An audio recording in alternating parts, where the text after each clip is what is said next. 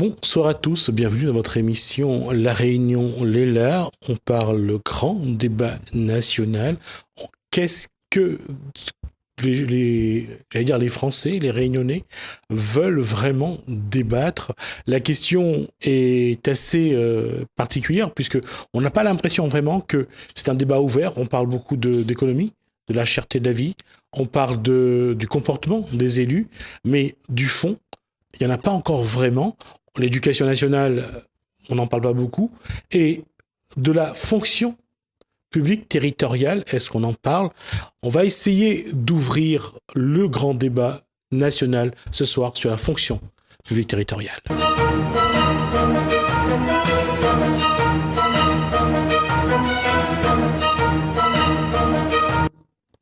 Bonsoir Jean-Philippe Borelli, bonsoir Maximin Sabary de bonsoir. La CGTR, donc de la fonction publique territoriale.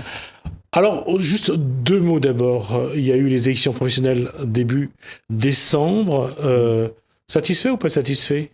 À demi, on a vu, il fallait s'y attendre, la levée de boucliers des politiques de certains syndicats adossés aux politiques, qui nous a empêché donc d'avoir une bonne progression. Mais ce qui a été bien, le débat s'est instauré au sein des différentes collectivités. On a parcouru toutes les collectivités. Et donc, nous voyons bien que nous étions dans le vrai en ce qui concerne notre projet. Et nous sommes passés de la 5e place à la 3e place.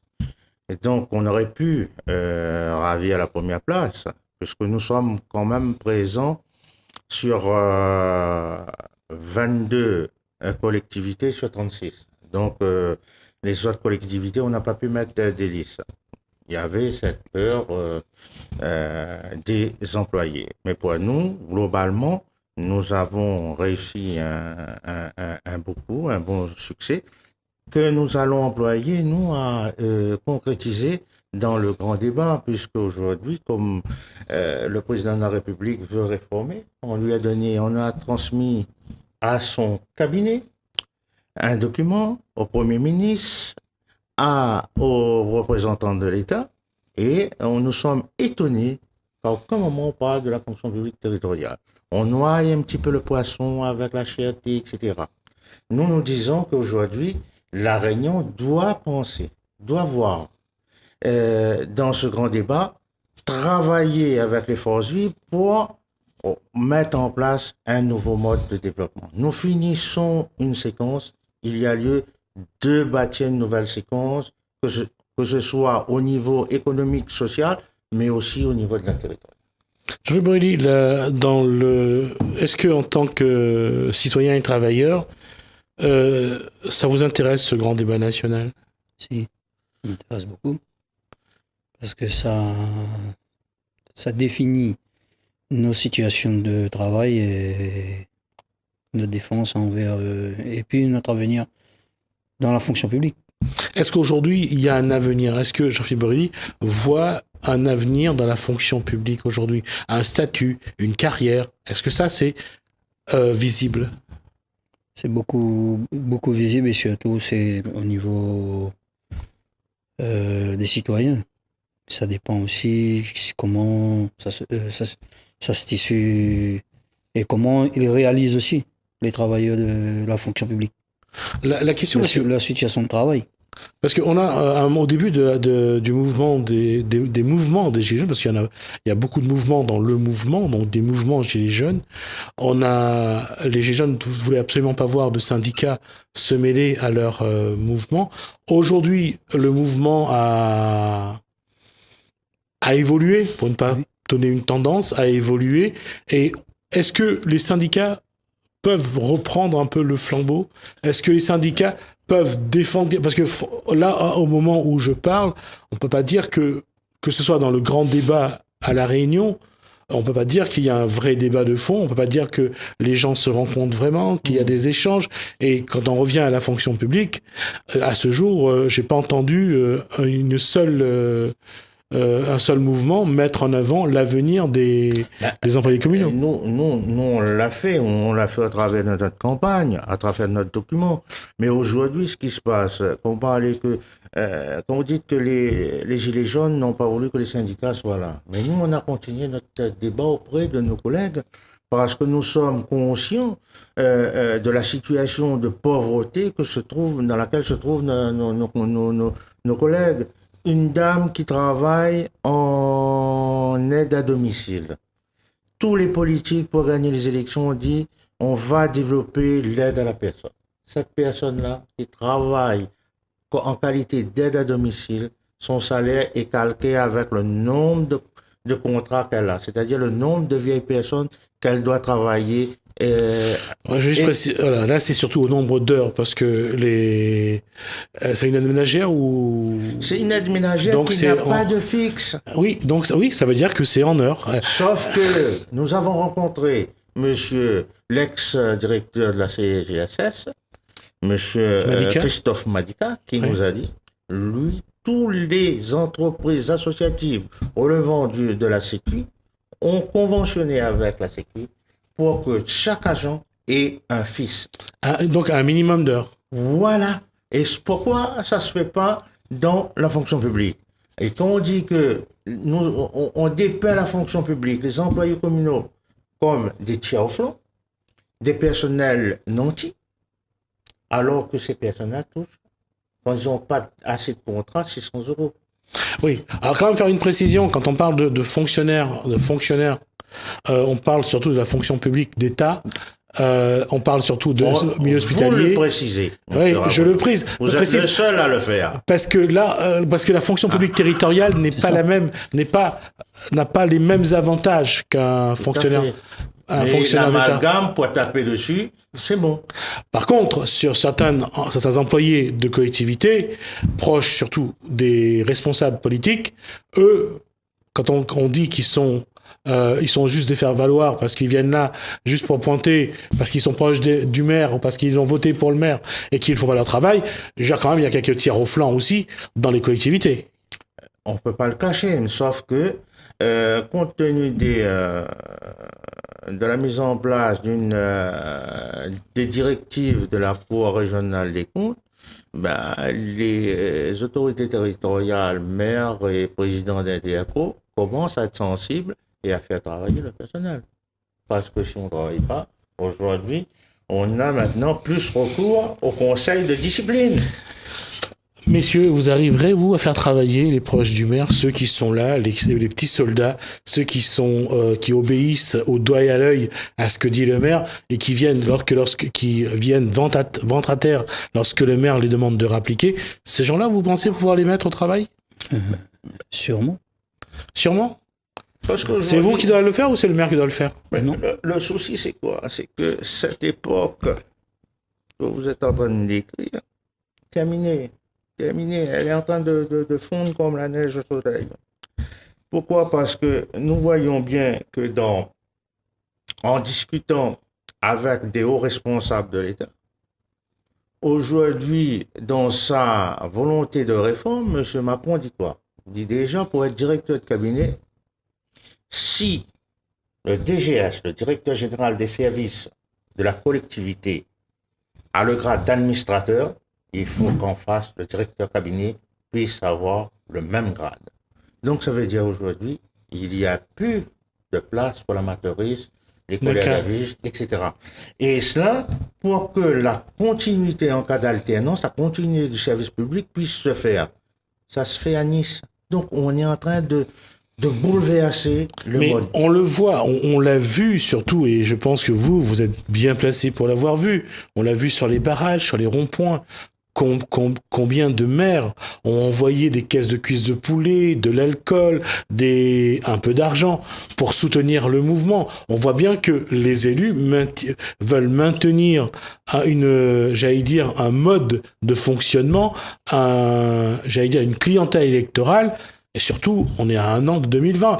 Faut pas. Tout à l'heure, Maxime Sabari dit qu'il y a une évolution qui se met en place. Ça, c'est possible, mais combien de temps ça va prendre? Non, le problème, c'est qu'aujourd'hui, là où, comme vous le dites là, ce n'est pas maintenir sous perfusion des employés pour assurer une élection. Aujourd'hui, l'ensemble des politiques ont peur parce que la physionomie de la population de La Réunion est en train de changer. Il y a beaucoup de jeunes. C'est ça qui explique qu'ils ont acheté un petit peu les quelques jeunes. Moi, je dirais c'est une réaction d'autodéfense pour éviter que la masse pénètre dans les services, dans les centres-villes pour casser, d'une part. Deuxièmement, pour essayer d'avoir la main mise sur tout ce qui se passe, sur le débat en lui-même.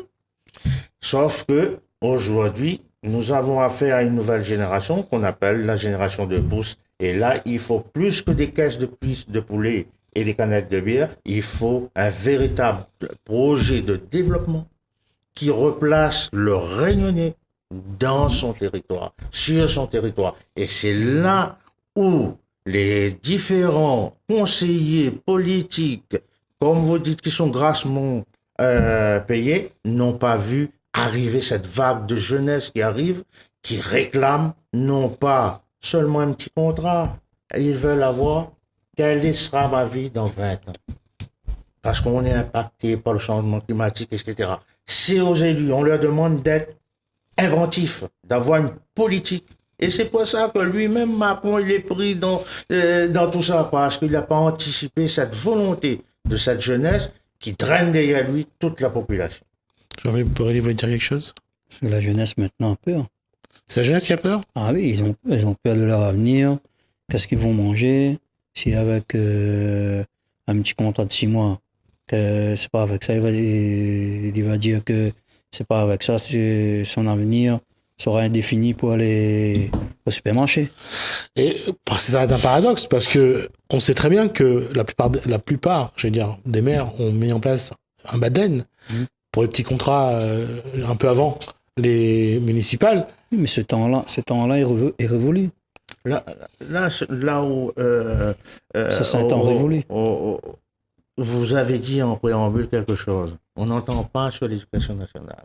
Ce qui arrive aujourd'hui, ces petits contrats, c'est des jeunes qui ont été en décrochage scolaire. Qu'est-ce qu'on a fait pour ça? Qu'est-ce qu'on fait? On les oriente vers des formations bidons. Puis après, ils sont lâchés dans la nature. À 26 ans, ils reçoivent le RSA. On crée un chômage artificiel. Aujourd'hui, cette jeunesse-là se rebelle. Se rebelle parce qu'ils veulent leur place. Et ça, c'est pas un petit contrat qui va... D'accord. Moi, j'ai discuté tout le long de de l'année électorale. On a rencontré certains jeunes qui me disaient on vante le grand chantier de la route du littoral. Mais j'ai dit, monsieur Savary, avec ça, ça pas Jean Bosco. Quoi, m'y gagne là-dedans? Parce que on prend des politiques de développement, soit route Tamarin, etc. Mais on voit pas l'homme. L'homme, qu'est-ce qu'il faut? Il faut qu'il y ait un accompagnement dans le développement. On peut pas être employé communal pendant 30 ans, 40 ans et avoir seulement la perspective de travailler et de ressortir sans titularisation, sans carrière. Et se retrouver avec une retraite de 1200, voire même de 800 euros. Donc aujourd'hui, cette jeunesse-là, ils veulent pas ça. Ils veulent qu'on réforme, mais on réforme à bon escient. Qu'on met en place des outils. Aujourd'hui, nous avons un projet et nous interpellons les maires qu'on a rencontrés, le préfet, certains parlementaires. Allons débattre là-dessus. Pourquoi on a peur? On va attendre 2020, mars 2020 sera trop tard. Alors justement, puisqu'il y a, on va dire qu'il y a concordance, on va dire que c'est une coïncidence peut-être, le fait qu'il y a les européennes, le débat, et surtout pour les européennes, le grand débat national. Après, il va y avoir donc l'année préélectorale commence pour les municipales. Peut-être l'occasion d'ouvrir le débat. Est-ce que au niveau de la CGTR, est-ce que Maxime Savary et Jean-Philippe Borrelli vont mettre en place un débat pour justement inclure, parce que apparemment pour l'instant on n'a pas vu quel statut, par exemple, pour le fonctionnaire public territorial, quelle carrière, quelle formation, on n'en parle pas, quel salaire aussi, s'il y a titularisation, ou est-ce qu'il faut maintenir un contrat privé dans un cadre public. Il y a quand même des choses est-ce que vous allez mettre en place une discussion d'ici là pour dire voilà ce que vous devez faire pour le personnel de la fonction publique territoriale? Dans toutes les collectivités, nous allons mettre en place des cellules sont mal placées. Oui, parce que, oui, surtout quand on parle politique, Voilà. évitons cellules. On va mettre en place des groupes de travail qui feront remonter les éléments concernant, et surtout sur la base de notre projet. Et nous ferons un document final. Et nous demanderons dans chaque collectivité, chaque mairie, que chaque maire appose sa signature. S'il ne le fait pas, je crois fort, eh bien, nous leur donnerons la réponse dans les urnes. Parce qu'aujourd'hui, nous oublions que les maires sont comme les contrats aidés. Ils ont un contrat de 6 ans. Nous, les employés ont un contrat de 6 mois. Donc aujourd'hui, là, c'est la balle, le boomerang qui arrive. Soit on travaille réellement pour mettre en place une politique de développement de la fonction publique territoriale en rendant cette fonction publique professionnelle avec une formation adaptée et une perspective de carrière et en mettant en place tous les textes de loi qui existent sur les concours à la titularisation. Ça, il faut qu'il y ait un engagement. Et demain, moins de personnel, mais plus performant. Si ça, on est d'accord, il faudra faire des sacrifices.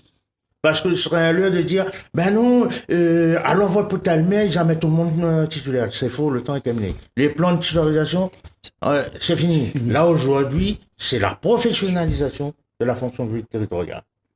Pourquoi? Parce que par rapport aux deux autres versants, on dit souvent, comme vous l'avez cité tout à l'heure, que les agents étaient embauchés en fonction de leur appartenance politique et leur lien avec le maire en place. Aujourd'hui, il y a des textes de loi qui permettent le recrutement au concours allégé. Qui veut dire qu'aujourd'hui, à l'issue de ce grand débat, où il y aura un document que vous allez remettre tout à fait à chaque candidat dans les 24 collectivités. mairies. D'accord. Parce qu'aujourd'hui, il est fini le temps, la politique à camion tournant, de sacrement de feuilleton. Ça est terminé. Petit contrat est terminé. Aujourd'hui, il faut voir ceux qui sont déjà dans la maison, quel est leur avenir, mais pas seulement en tant qu'employé, mais aussi après en tant que retraité.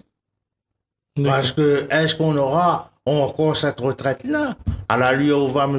Macron? Il est un peu comme le nouveau président de Madagascar, TGV. Là, il y a eu un caténaire qui a été coupé. Il n'y a plus de courant. Donc, il fait du surplace, M. Macron. Mais il veut, à un moment donné, casser la retraite. Donc, il faut qu'on soit là pour dire non, c'est pas impossible. Dire non, être bloqué, faire de l'obstruction, c'est pas... D'accord. Il faut faire des propositions. Et nous, dans le grand débat, on va faire des propositions. Si ces messieurs sont sourds et aveugles, ont oublié notre document, on va rafraîchir un petit peu la même. Je vais, Borély, est-ce que vos collègues ont envie d'entendre ce discours? Ils sont prêts à se battre? Ben oui, ils sont prêts à se battre. Et surtout... se battre, ça veut dire vraiment aller au front, ne pas avoir peur du maire, ne pas avoir peur des collaborateurs du maire, des élus. C'est ça aussi. Et surtout de leur dire aussi d'y aller en formation, se former. D'accord. Parce que là-dedans, là où il y a un plus fort engagement, c'est chez les femmes. Ah oui. Parce que les femmes tiennent les cordons de la bourse. Elles voient que leur situation professionnelle n'est pas rentable pour faire bouillir la marmite. Et eux, ils sont engagés et ils attendent pleinement et entièrement qu'on reçoit que des appels. On a eu un accueil favorable dans les collectivités. Maintenant, la balle est dans notre temps. Il faut qu'on y aille pour 2020. D'ici combien de temps vous allez pouvoir mettre en place des discussions ou vous avez déjà commencé à votre rythme et à votre façon? Voilà, on a déjà commencé parce que tout le monde était en vacances. Là, c'est la rentrée aujourd'hui, rentrée scolaire, qui veut dire que tous les employés sont en poste. Donc, à ce moment-là, on va lancer nos débats, puisqu'on a eu des élections qui nous permettent d'avoir une présence dans tous les différentes collectivités. On va employer pour faire nos débats et utiliser tous les moyens que nous donne la loi. Aujourd'hui, si les autres syndicats ne bougent pas, certains sont en train de se battre sur des recours pour sauver leur décharge. Bon, ils pleurent parce qu'ils n'ont plus de décharge. S'ils n'ont plus de décharge, c'est que le personnel les a sanctionnés. Donc, ça veut dire aujourd'hui, allons travailler pour moderniser cette fonction publique-là et surtout la façon de gérer des syndicats et d'apporter un nouvel encadrement à l'ensemble des employés communaux. D'accord.